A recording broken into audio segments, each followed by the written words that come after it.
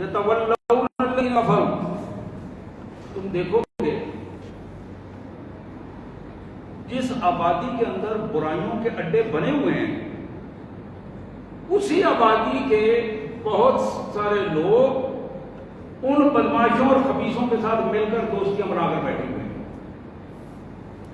اس آبادی کے لوگ تم دیکھو گے ترا کثیر منہم، ان میں اکثر لوگ یتولون، دوستی بنائی ہوئی ہے انہوں نے، کن سے؟ الذین کفروا، ان کافروں سے جنہوں نے خدا کی نافرمانی اور برائیوں کے اڈے بنائے ہوئے ہیں آبادیوں کے اندر۔ لبئس ما قدمت لهم انفسهم، یہ جو کمائی کر رہے ہیں نا، یہ جو کمائی کر رہے ہیں ان اڈوں سے، برائیوں سے،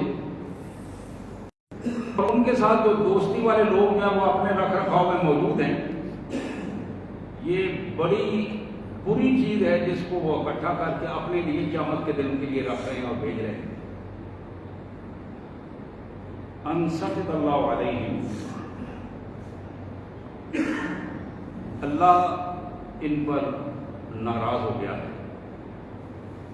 وفی العذاب هم خالدون، اس دنیا میں جن ذراتوں سے وہ ان کو گزار رہا ہے اور آخرت میں ان کی پوزیشن یہ ہوگی کہ یہ ہمیشہ ہمیشہ اس عذاب میں مبتلا رہیں گے۔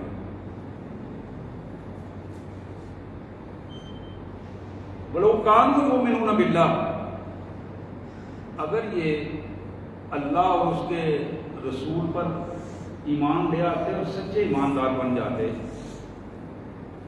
وَمَا أُنزِلَ إِلَيْهِ، اور اللہ کے قرآن پر ایمان لے آتے جو ان کی طرف نازل کیا گیا تھا، مَتَّخَذُوهُمْ أَوْلِيَاءَ، تو یہ قطعاً برے لوگوں کی دوستی میں نہ جاتے۔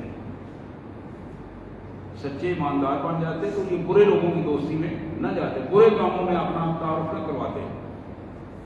ولیکن کثیر منہم فاسقون، لیکن آبادیوں کی پوزیشن یہ ہے کہ ان میں سے اکثر لوگ برائیوں میں اپنا نام پیدا کرنے میں خوش رہتے ہیں، برائیوں میں اپنا نام پیدا کرنے میں، برے لوگوں کے ساتھ بیٹھنے میں، برے لوگوں کے ساتھ اپنے تعلقات بنانے میں اپنے آپ کو زیادہ معروف بناتے ہیں۔ نستغفر اللہ و نتوب الیہ، ما شاء اللہ لا حول ولا قوۃ الا باللہ العلی العظیم، سبوح قدوس ربنا و رب الملائکۃ والروح۔ یہ چھٹے پارے کی آخری آیات ہیں جو میں نے آپ کے سامنے تلاوت کی ہیں، سورہ مائدہ کی آیت نمبر 78، 79، 80، 81، 4 آیات ہیں۔ وقت ملے تو ضرور ان آیات کا ترجمہ گھر میں پڑھیے گا، تفسیر دیکھیں اس کی آیات کی، اور پھر اپنے احباب کو اپنی محفلوں میں ان آیات کو دہرائیں تاکہ ہمیں پتہ چلے کہ ہمارا اللہ کیا چاہتا ہے، اللہ نے قانون کیا مقرر کیا۔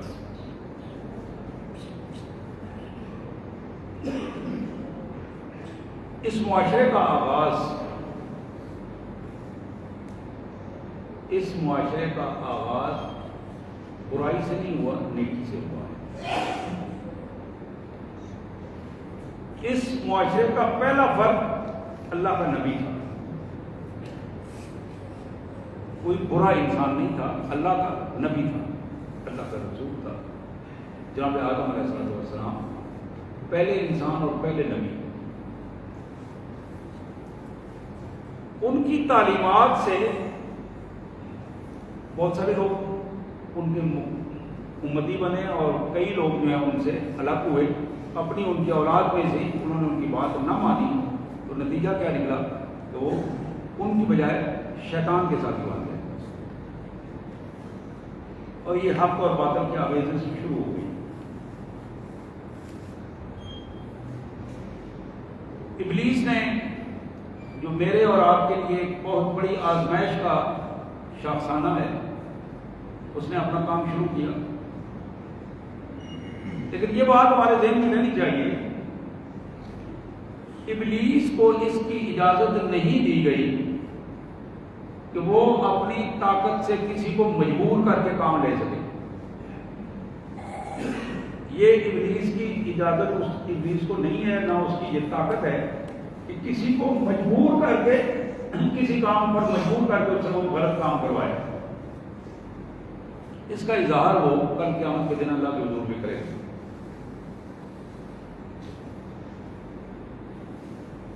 اس کا کام صرف اتنا ہے کہ ترغیب دلانا، قریب کرنا، پرکشش ثابت کر دینا، کسی چیز کو دوسروں کے لیے پرکشش ثابت کر دینا۔ یہ پہلو حضرت آدم علیہ السلام اور ابلیس کے درمیان جو آویزش ہے وہ اسی کیفیت میں اس کا آغاز ہوا۔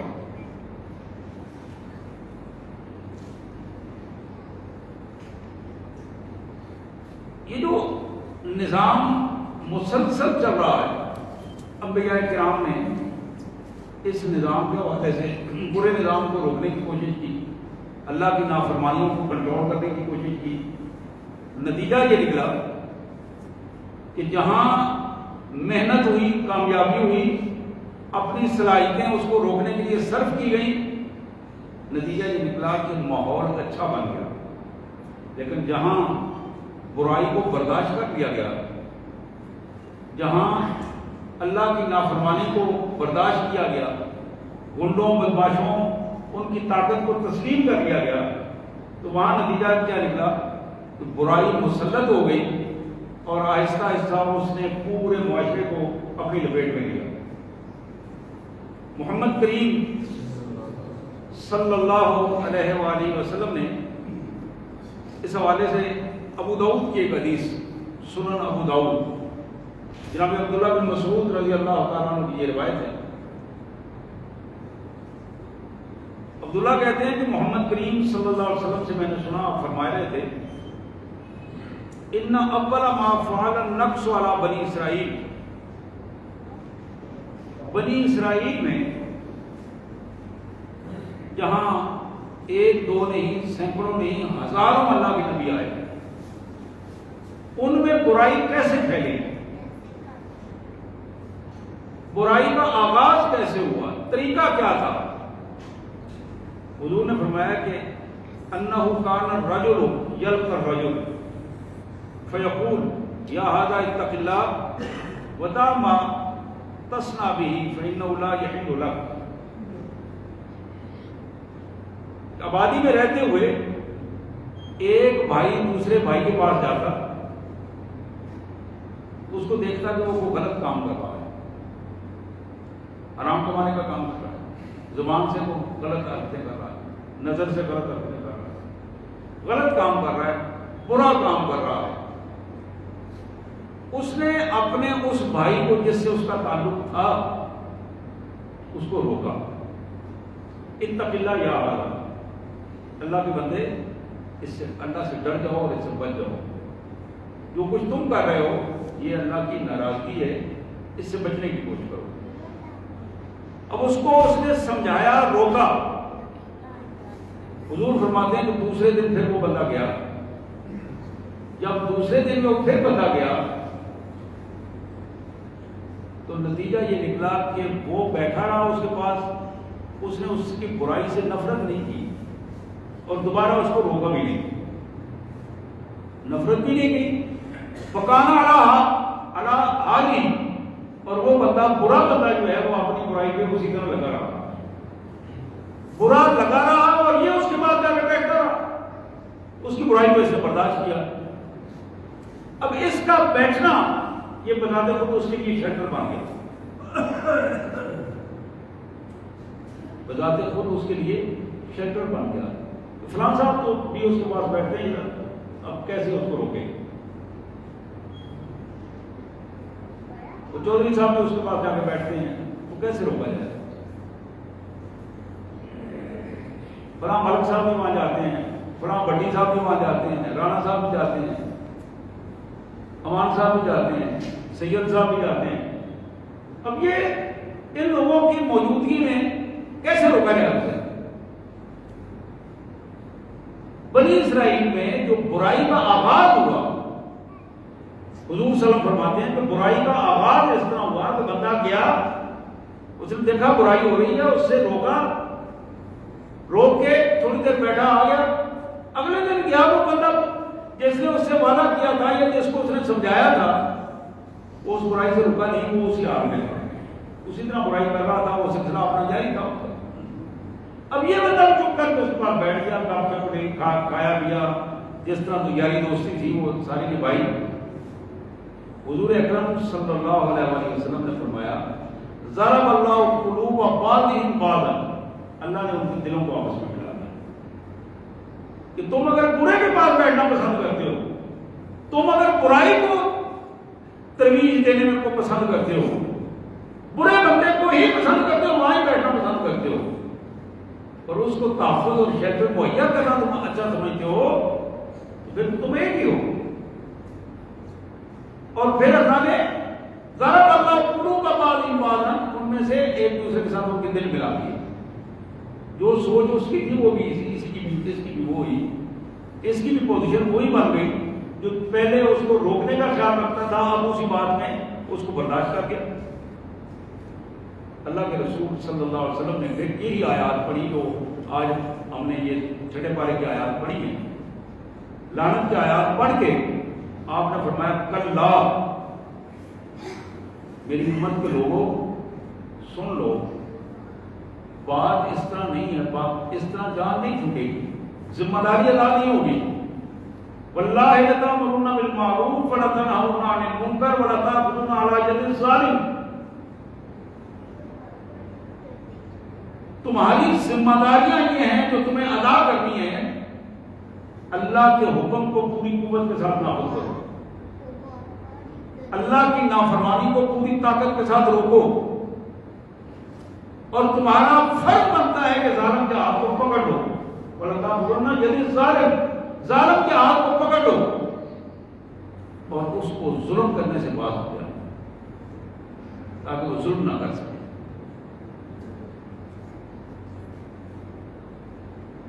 حضور نے فرمایا کہ اگر تم یہ تین کام کرو گے تو پھر تم حق پر قائم رہ سکو گے، ورنہ تمہاری جہاں آبادی برباد ہوگی، تباہ ہوگی، افراد تباہ ہوں گے، وسائل تباہ ہوں گے، وہاں تم جو اپنے آپ کو نیکی کی طرف نکالو، تم اور تمہاری نسلیں بھی تباہ برباد ہو جائیں۔ تین کام آپ نے فرمایا مسلسل کرتے رہو، ایک امر بالمعروف نہی عن المنکر، اور وَلَا تَأْخُذَنَّ عَلَى يَدِ الظَّالِمِ، ظالم کے ہاتھ کو مضبوطی سے پکڑ لینا تاکہ وہ کوئی کام ایسا نہ کر سکے جو ظلم کے زمرے میں آتا ہے، اللہ کی نافرمانی کی زمرے میں آتا ہے۔ اب یہ کیفیت کس طرح بنے گی؟ ظالم کے ہاتھ کو کس طرح پکڑا جائے گا؟ یہ خیر خائی سے پکڑا جائے گا، ظالم کے ہاتھ کو خیر خائی سے پکڑا جائے گا۔ حدیث مبارک بڑی معروف حدیث مبارک ہے، نبی رحمت صلی اللہ علیہ وسلم نے فرمایا انصر اخاک ظالما و مظلوما، تمہارا بھائی اگر ظالم ہو یا مظلوم ہو، دونوں صورتوں میں اپنے بھائی کی مدد کرو، مسلمان کی مدد کرو۔ صحابہ نے عرض کیا یا رسول اللہ صلی اللہ علیہ وسلم، مظلوم کی مدد تو ہمیں سمجھ آتی ہے لیکن ظالم کی مدد ہمیں سمجھ نہیں آتی، ظالم کی مدد ہمیں سمجھ نہیں آتی۔ آپ ارشاد فرمائیے کہ ہم ظالم کی مدد کس طرح کریں؟ اللہ کے رسول صلی اللہ علیہ وسلم نے فرمایا ظالم کی مدد یہ ہے کہ اس کا ہاتھ پکڑ لیا جائے اور اس کو ظلم نہ کرنے دیا جائے، یہ اس کی مدد ہے۔ ظالم کی مدد یہ ہے کہ اس کا ہاتھ پکڑ کر اس کو ظلم نہ کرنے دیا جائے۔ اور حضرات یہ بڑا اہم پہلو ہے اس حوالے سے، ظالم کا ہاتھ طاقت سے بھی پکڑا جاتا ہے، ظالم کا ہاتھ خیر خائی سے بھی پکڑا جا سکتا ہے، ظالم کا ہاتھ سمجھانے بجھانے سے بھی پکڑا جا سکتا ہے۔ یہ مراحل ہیں۔ کچھ ظالم اس پوزیشن میں ہوتے ہیں کہ اگر طاقتور آواز ان کے سامنے اٹھائی جائے تو طاقتور آواز سے ان کی آواز دب جاتی ہے. اور کچھ ظالم ایسے ہیں کہ ان کے ہاتھ جب تک مضبوطی سے پکڑے نہ جائیں، روکے نہ جائیں، اس وقت تک ان کا ہاتھ اٹھتا نہیں ہے. اور کچھ ظالم اس سے طرح آگے ہوتے ہیں کہ ان ظالموں کے ہاتھوں کو جب تک توڑا نہ جائے اس وقت تک برائی کا رکتی نہیں اور ظلم رکتا نہیں ہے. تو یہاں نبی رحمت صلی اللہ علیہ وسلم نے جو ہمیں ارشاد فرمایا کہ جب تک تم معاشرے میں اللہ کے حکم کو نافذ نہیں کرو گے، حکمت اللہ کی نافرمانیوں کو حکمت روکو گے نہیں، اور ظالم کے ہاتھ کو پوری طاقت سے قابو نہیں کرو گے، اس وقت تک تم حق پر قائم نہیں رہ سکو گے. حق پر قائم رہنے کے لیے ظلم کے مقابل میں آنا اور پورے قد کے ساتھ آنا اور پوری قوت کے ساتھ آنا، یہ ہے آدمی کو حق پر اس کا پاؤں کو مضبوطی بخشتا ہے، اور آدمی اپنے حق پر تب کھڑا رہ سکتا ہے، دوسروں کے لیے تب کھڑا رہتے ہوئے حق کا سہارا بن سکتا ہے جب تک وہ اپنے آپ کو ظالم کے مقابلے میں، طاغوت کے مقابلے میں کھڑا نہیں کرے. اب اسی طرح محمد کریم صلی اللہ علیہ وآلہ وسلم کی ایک بڑی معروف حدیث مبارک، کئی دفعہ آپ نے سنی بھی، آپ لوگوں کو سناتے بھی ہیں. یہ حدیث مبارک سیاستہ کی کتابوں میں، مسلم شریف میں، بخاری میں مختلف الفاظ سے موجود ہے. حضور صلی اللہ علیہ وسلم نے فرمایا کہ من رأى منکم منکرا فلیغیرہ بیدہ من لم یستطع فبلسانہ من لم یستطع فبقلبہ ھذا اضعف الایمان. اللہ کے پیارے رسول صلی اللہ علیہ وسلم نے فرمایا تم میں سے جو شخص، یعنی امت محمد صلی اللہ علیہ وسلم سے حکم ہے، خطاب ہے امت محمد سے، تم میں سے جو شخص برائی دیکھتا ہے، من رأى منکم منکرا، برائی دیکھے، فلیغیرہ بیدہ، تمہاری ذمہ داری بنتی ہے کہ اگر تمہارے اندر طاقت ہے تو پھر اپنی طاقت کے استعمال سے اس برائی کو روکو. یہ سب سے پہلا درجہ ہے کہ اگر طاقت موجود ہے، آپ حکم دینے کی پوزیشن میں ہیں، طاقت کو استعمال کر سکتے ہیں اور آپ کی طاقت آپ کی مانی جاتی ہے، تو پھر آپ کی ذمہ داری بنتی ہے کہ طاقت سے اس برائی کو روکو. تو آپ نے فرمایا فَإِن لَمْ يَسْتَطِعْ، اگر تمہارے اندر وہ طاقت نہیں ہے تو پھر اپنے آپ کو ضائع نہ کرو، پھر دوسرے مرحلے پہ آؤ. طاقت موجود نہیں ہے، آپ طاقت سے برائی کو نہیں روک سکتے، بلکہ الٹا اس کے اثرات غلط مرتب ہوں گے، تو پھر آپ ایک ایسا پلان بناؤ کہ اس کو زبان سے کس طرح روکا جائے. اب زبان سے روکنے میں بھی بعض اوقات آپ برے آدمی سے بھی اچھے انداز میں بات کریں گے، ممکن ہے اندر کا کوئی انسان سویا ہوا ضمیر کو، اس کے ضمیر کو جگائیں گے، ممکن ہے اس کی بات سمجھ میں آ جائے. بعض اوقات ایسے ہوتا ہے، بلکہ اکثر اوقات اچھے انداز میں بات کی جائے اور مسلسل بات کی جائے، ایک دفعہ، دو دفعہ، تین دفعہ، چار دفعہ سمجھایا جائے، تو برا انسان جو ہے وہ برائی کو چھوڑنے کا آمادہ ہو جاتا ہے. لیکن بعض جگہ پہ اس کا ایک بالکل دوسرا پہلو بھی ہے، اور زندگی میں کئی واقعات ایسے ہوئے ہیں، آپ کی زندگی میں بھی آپ نے دیکھا ہوگا. اچھا خاصا معزز آدمی ایک برے آدمی کو بڑے ادب اور بڑے ترلے اور محنت سے بات سمجھاتا ہے کہ بیٹا تم بہت اچھے ہو، یہ کام ایسا نہیں، تم بہت اچھے ہو، تمہارا باپ اچھا تھا، تمہارا دادا اچھا تھا، تمہاری فیملی، تمہارے ننیال ددیال، یعنی مختلف حوالوں سے بات کر کے اپنی زبان سے اپنے بندے کو کنٹرول کیا جا سکتا ہے. تو جہاں تمہاری زبان مؤثر ہو سکتی ہے، جہاں تمہاری زبان اثرات مرتب کر سکتی ہے، وہاں اپنی زبان کو استعمال کر کے اس برائی کو روکنے کی کوشش کرو. حضور نے فرمایا کہ اگر تم وہاں بھی ناکام ہو، طاقت بھی نہیں ہے اور تمہیں یہ خطرہ ہے کہ تمہاری زبان سے بھی بات بن نہیں سکے گی، تم زبان کو اس کے سامنے نہیں کھول سکتے ہو، ظالم کی اپنی پوزیشن اتنی بن گئی ہے. پھر فرمایا فبقلبی، پھر اپنے دل کو ٹٹولو کہ تم اس برائی کو برا بھی سمجھتے ہو کہ نہیں.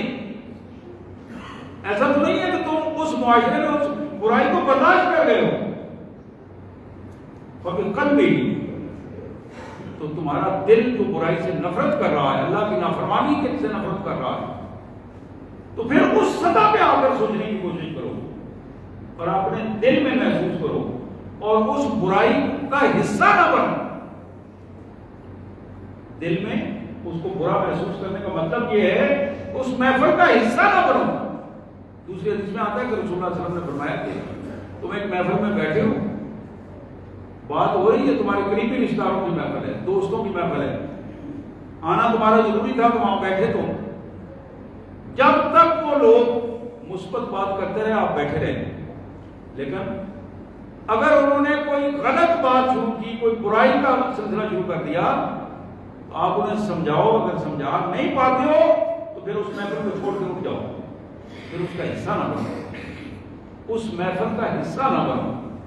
تم اگر اس کا محفل کا حصہ بنو گے تو اللہ تعالیٰ تمہارے اور ان کے دل ملا دیں گے.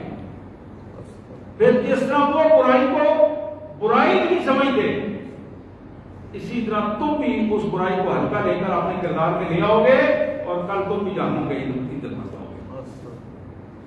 اس سطح پر ہمیں اپنی کیفیت کو ذرا غور و فکر کرنا چاہیے، سوچنا چاہیے. عبادہ بن صامت رضی اللہ تعالیٰ عنہ کی یہ حدیث یہ بخاری شریف میں موجود ہے.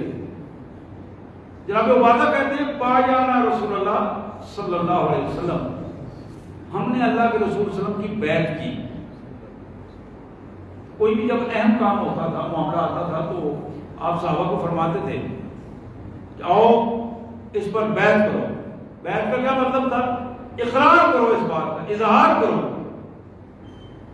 بیعت کا مطلب تھا کہ ہم پٹ گئے ہیں، ہم جانے قربان کر دیں گے لیکن اس کی مخالفت نہیں کریں گے، اس پہ آنچ نہیں آنے دیں گے. اس کا مطلب بیعت تھا. باجانا رسول اللہ، ہم نے اللہ کے رسول صلی اللہ علیہ وسلم سے بیعت کی. بیعت کیا کی؟ السمع والطاعہ، حضور صلی اللہ علیہ وسلم کا حکم سنیں گے بھی اور اس پر عمل بھی کریں گے. اس پر بیعت کی. حضور صلی اللہ علیہ وسلم کا حکم سنیں گے اور عمل کریں گے. یہ بیعت آج بھی ہے اسی طرح ہی. ہم بھی رسول اللہ صلی اللہ علیہ وسلم کی امتی ہیں اور اسی طرح بیعت کرنے کے پابند ہیں اور حکم بھی اسی طرح. سمع و طاعت کا حکم ہے کہ قرآن کی ہر بات مانیں گے، رسول اللہ کا ہر حکم تسلیم کریں گے. یہ ہماری بیعت ہے اللہ کے رسول صلی اللہ علیہ وسلم. فی العسر والیسر، یہ بیعت تھی حالات مشکل ہوں یا آسان ہوں. اس میں الفاظ پر ذرا غور کیجیے گا. حضور سے ہم نے بیعت کی کہ ہم حالات مشکل حالات میں ہوں یا آسان حالات میں ہوں، ہم سمع و طاعت کو قائم رکھیں گے، سنیں گے بھی اور عمل بھی کریں گے. یہ نہیں ہے کہ حالات اچھے ہوں تو میں عمل کروں گا، اگر میرے لیے مشکل بن گیا تو پھر میں سو جاؤں گا گھر جا کے، یا پھر میں ظالم کے ساتھ مل جاؤں گا اور اس کا شیلٹر بن جاؤں گا. نہیں، سمع و طاعت کا معیار یہ ہے کہ فی العسر والیسر، تنگی ہو یا مشکل حالات ہو، میں ہر حالت میں محمد رسول اللہ صلی اللہ علیہ وسلم کے ساتھ کھڑا ہوں. والمنشط والمکرہ، یہ سمع و طاعت مجھے خوشی دے یا مجھے تکلیف دے، پسند آئے یا نہ آئے، یہ حکم دونوں صورتوں میں میں محمد رسول اللہ صلی اللہ علیہ وسلم کا حکم مانوں گا اور اس پر عمل کروں گا. والا آثارات علینا، اگر یہ اللہ کے رسول صلی اللہ علیہ وسلم کا حکم ہمارے بظاہر ہمیں اپنے خلاف ہی کیوں نہ نظر آئے، پھر بھی ہم اس حکم کو ماننے کے لیے تیار ہوں گے. اب یہ الفاظ میں ذرا غور کیجیے گا کس سطح کے الفاظ ہیں. سمع و طاعت کریں گے، قرآن مجید پر عمل کریں گے، اللہ کے رسول صلی اللہ علیہ وسلم کے حکم کو تسلیم کریں گے. حالات برے ہو یا اچھے ہوں، ہماری حالت خوشی کی ہو یا ناراضگی کی ہو، معاملہ ہمارے خلاف ہو یا ہمارے حق میں ہو، ہر صورت میں محمد رسول اللہ کے ساتھ آپ کی بات مانیں گے. یہی ہماری بیعت تھی حضور صلی اللہ علیہ وسلم. وَأَلَّا تَنَازُعُوا الْأَمْرَ أَهْلَهُ إِلَّا أَن تَرَوْا كُفْرًا بَوَاحًا عِندَكُم مِّنَ اللَّهِ فِيهِ بُرْهَانٌ. بغیر کسی وجہ کے ہم اپنے وقت کے حکمران کے خلاف کھڑے نہیں ہوں گے، اور جب اس پر کوئی چیز ثابت ہو جائے، برائی ثابت ہو جائے، اللہ اور اللہ کے رسول کی نافرمانی ثابت ہو جائے، تو پھر ہم اس کے خلاف اٹھ کھڑے ہوں گے. اور پھر ہم نے اس پر بیعت کی الا نقول بالحق، کہ ہم ہمیشہ حق کے ساتھ کھڑے ہوں گے، حق بولیں گے، سچ بولیں گے اور سچائی کے ساتھ کھڑے ہوں گے، نہ خود جھوٹ بولیں گے نہ جھوٹ کے ساتھ کھڑے ہوں گے.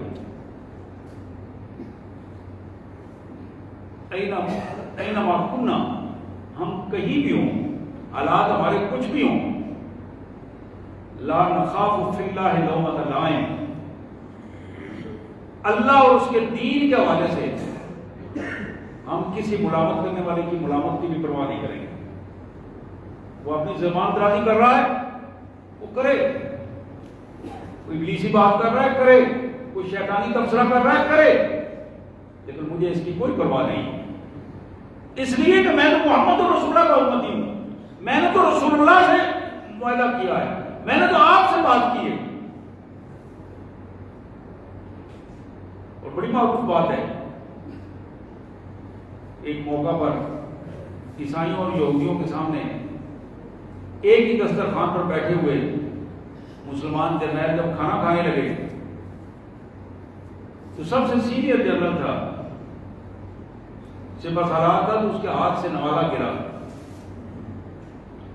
اس نوالے کو اٹھانے کی جب اس نے کوشش کی تو ساتھ جو تھا اس نے کونی سے اشارہ کیا کہ یہاں یہ کام نہ کرو، یہاں یہ نوالا نہ اٹھاؤ، ہمارے دشمن بیٹھے ہیں تو کیا سوچیں گے. اس نے کہا اچھا، اس نے کہا چپ کر جاؤ. اس نے نوالا اٹھایا، صاف کیا اور سامنے کیا. لوگوں نے دیکھا کہ اس نے نیچے سے اٹھا کر صاف کیا ہے، اس نے کھایا.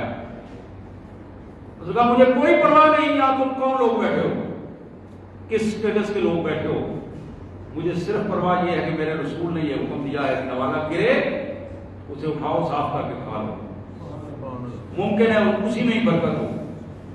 مجھے پرواہ اپنے رسول کے حکم کی ہے، مجھے اس کی کوئی پرواہ نہیں کہ یہ سامنے امریکہ کا جنرل بیٹھا ہے، کوئی رشین جنرل بیٹھا ہے، کوئی کینیڈین بیٹھا ہے، کوئی برطانیہ کا بیٹھا ہے، وہ ہوں گے اپنی جگہ پہ جو بھی ہوں گے، لیکن وہ شیطان کی نمائندگی کر رہے ہیں، میں محمد رسول اللہ کی نمائندگی کر رہا ہوں. تو میں نے جس کی نمائندگی کرنی ہے اسی کی سنت کے مطابق میں کر رہا ہوں. تو میرے پیارے بھائیوں، یہ اصل میں بات ہے. جب سما اوقات اس سطح پہ آ جائے، جب بندہ دین کو مذہب خانہ انداز میں لینا شروع کر دے، ترلے اور منتوں کے ساتھ چھپ چھپ کر نمازیں پڑھ کے ترلے اور منتوں کے ساتھ کرنا شروع کر دے، تو پھر دین نہیں ہوتا. وہ دین کے تو مزاج میں اللہ کے رسول صلی اللہ علیہ وسلم نے فرمایا الدین الاسلام یعلو ولا یعلا، اسلام غالب آنے کے لیے ہے، مغلوب رہنے کے لیے نہیں. یہ تو ہم نے اپنی حرکتوں کی وجہ سے اسلام کو مغلوب بنا دیا ہے. آج بھی ہم اپنے دین کے ساتھ مخلص ہو جائیں، آپ یقین کریں کہ آج بھی اللہ کا دین پوری دنیا پر غالب آ رہا ہے، پوری دنیا پر غالب آ رہا ہے. صرف دین کی آج جو ہمیں مغلوبیت نظر آ رہی ہے، مسلمانوں کی ذلت و رسوائی نظر آ رہی ہے، صرف ہمارا دین کے ساتھ مخلص نہ ہونا ہے، اللہ اور اللہ کے رسول کے ساتھ معاملہ منافقت کرنا ہے، جس کی وجہ سے یہ ہمارے ساتھ یہ ہو رہا ہے. آج بھی جب ہم اپنے پورے قد کے ساتھ اپنے پاؤں پہ کھڑے ہوں اور یہ الفاظ پورے شعور کے ساتھ ادا کریں اور اس پہ ڈٹ جائیں. اشہد ان لا الہ الا اللہ وحدہ لا شریک لہ واشہد ان محمدا عبدہ ورسولہ. میرا معبود ایک ہے, اس کا کوئی شریک نہیں, اور میرے قائد صرف محمد رسول اللہ ہیں صلی اللہ علیہ وسلم. ان کی سنت کے علاوہ میرے پاس کوئی طریقہ نہیں. جب اس حوالے سے بندہ ڈٹ جائے تو پھر کائنات جو ہے وہ خود بخود اس بندے کے پاس آتی ہے. لوگ خود بخود اس بندے کے پاس آتے ہیں. اس دور میں بھی ہمارے پاس ایک نہیں, دو نہیں, کئی مثالیں موجود ہیں. آپ جب اس دنیا میں یہ مثالیں ڈھونڈیں گے آپ کو نظر آئیں گی.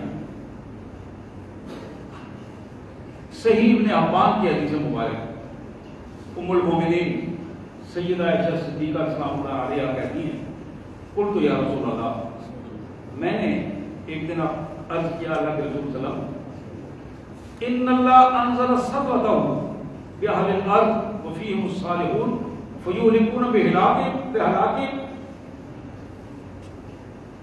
میں نے عرض کیا اللہ کے رسول صلی اللہ علیہ وسلم ارشاد فرمائیے, اللہ تعالیٰ اپنے بندوں کی غلط حرکتوں پر, اپنے بندوں کی گناہوں میں جسارت پر جب ناراض ہوتے ہیں اور ان پر اپنا عذاب مسلط کرتے ہیں, تو کیا اس قوم میں جو نیک لوگ ہوتے ہیں وہ بھی اس عذاب میں مبتلا ہوں گے؟ اب یہ جملہ سننے والا ہے, بڑا اہم سوال ہے. وہ جو حضرت تسبیح پھیر رہے ہیں مسجد میں بیٹھ کر, وہ کہہ رہے ہیں کہ باہر کوئی برائی کرتا ہے تو کرے, مجھے اسے کوئی غلط نہیں, میں تو ٹھیک ہوں, میں تو اپنی جگہ پہ بیٹھا ہوں, میں نے تو برائی نہیں کی, میں تو اپنے اڈا سنبھالا ہوا مسجد میں بیٹھا ہوں, دوسرا مدرسے میں بیٹھا ہے, تیسرا اپنی دکان میں بیٹھا ہوا ہے, میں نماز پڑھ کے آتا ہوں, اپنا کاروبار کر رہا ہوں.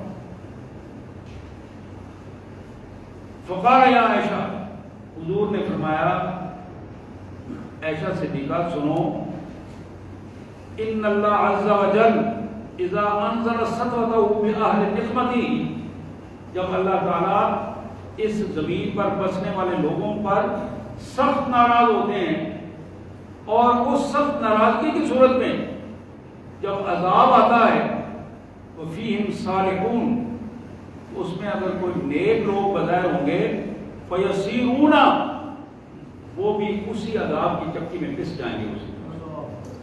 اللہ مبارک نہیں کرے گا, اس عذاب کی چکی میں پسیں گے وہ بھی. ثم یبعثون علی نیاتہم, پھر کل قیامت کے دن اللہ تعالیٰ جب اٹھائے گا ان کی نیتوں کے حوالے سے پھر ان کو اٹھائے گا. قیامت کے دن بچنے کا کچھ سلسلہ شاید ہو جائے ان کا, اگر جس کی نیت اچھی ہوگی. لیکن دنیا میں جب عذاب آتا ہے کسی آبادی پر, اس آبادی میں رہنے والے بظاہر تو نیک لوگ ہیں, نمازی لوگ ہیں, جو برائیوں سے روک سکتے ہیں لیکن روکتے نہیں, برائیوں کے روکنے میں اپنا کردار ادا کر سکتے ہیں, کردار ادا نہیں کرتے. ہاتھ چلا سکتے ہیں, ہاتھ نہیں چلاتے. زبان استعمال کر سکتے ہیں, زبان نہیں استعمال کرتے. اپنے تعلقات استعمال کر کے اسے رکوا سکتے ہیں, نہیں رکواتے. حضور صلی اللہ علیہ وسلم نے فرمایا فیسیرون, وہ بھی پھر اسی طرح پس جائیں گے, اس میں اسی طرح پسیں گے. ثم یبعثون علی نیاتہم, پھر کل جب اللہ تعالیٰ قیامت کے دن انہوں نے اٹھائے گا, پھر ان کی نیتوں کے حوالے سے اللہ تعالیٰ فیصلہ فرمائے گا. یہ بالکل وہی آیا مبارکہ جو اس طرح قرآن مجید میں اللہ نے فرمایا فاتقوا فتنة لا تصیبن الذین ظلموا منکم خاصہ, بچو اس دن سے, اللہ کی اس عذاب کی کیفیت سے اپنے آپ کو بچاؤ کہ جب اللہ کا عذاب ظالموں پہ آتا ہے تو پھر اللہ تعالیٰ خاص لوگوں کو صرف نہیں بچاتے کہ یہ دو چار جو ہیں وہ نمازی ہیں تو ان کو نکال لو. پھر آپ کو پتا ہے وہ حدیث سنی ہوئی آپ نے, اللہ پھر فرشتوں کو کہتا ہے کہ یہ جو اس آبادی میں بیٹھا ہوا نمازی ہے نا, اور اس نے روکا نہیں ظالم کو اپنے اثرات استعمال میں, اس کو نیچے رکھو اور اس کو آبادی کو اس کے اوپر رکھ کر رکھو, پھر حالات اس طرح ہوتے ہیں. تو غیرت ایمانی کا تقاضا وہاں پورا ہوتا ہے. تو حضرات آج کی ہماری اس پوری کی پوری گفتگو کو سورہ مائدہ کی آیات اور سیاستہ کی یہ حدیث جو سبق ہمارے سامنے رکھتی ہے, کہ ہم تھوڑا سا وقت جو اللہ تعالیٰ نے اس دنیا میں ہمیں عطا کیا ہے، اس تھوڑے سے وقت میں ہماری ذمہ داری یہ بنتی ہے اپنی استطاعت کے مطابق ہم اللہ کی نافرمانیوں کو روکنے کی کوشش کریں اور اللہ کی اطاعت کو معاشرے میں غالب کرنے کی کوشش کریں۔ اس میں تینوں پہلو ہیں، طاقت بھی، زبان بھی اور دل و دماغ بھی۔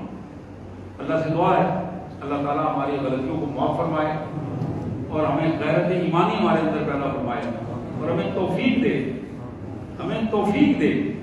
یہ کام ہم اب اکیلے نہیں کر پاتے، ہمیں توفیق دے کہ ہم مسلمانوں کی امت اور جماعت کی صورت میں اپنی آبادیوں میں ایسی جماعتیں اور ایسی امتوں کو برپا کریں اور ایسی کیفیات بنائیں جو پہچان بن جائیں عدل و انصاف کی اور نیکیوں کے پھیلانے کی، جو پہچان بن جائیں نیکیوں کی اور جو برائیوں کو روکنے کی پہچان بن جائیں۔ وآخر دعوانا الحمدللہ رب العالمین۔